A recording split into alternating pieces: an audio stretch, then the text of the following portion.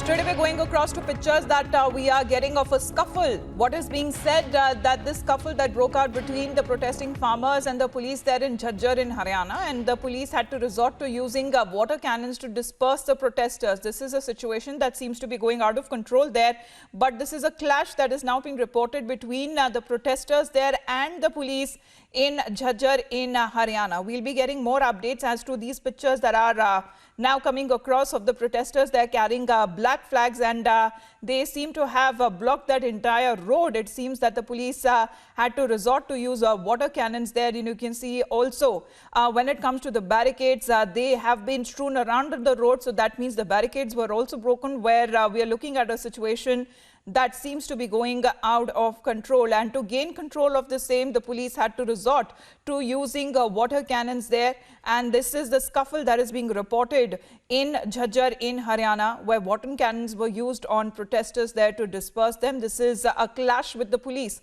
that is reported in Haryana. Let me straight away go across to Amandeep now. Amandeep, in Jhajjar, we are reporting of a clash between the protesters and the police.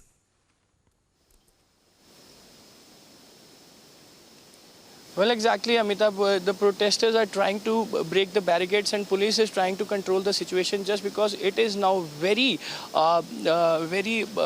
common in Haryana that protesters obviously breaking the barricades to protest and for their own demands, and police always try to maintain the situation. But the point is that this trend is very dangerous for the state of Haryana, just because the law and order situation has to be maintained by the police. And even if the protesters started thinking that every time they can break the barriers, they can attack on the police, manhandling, scuffle can be done, that is the solution of their demands, that is not.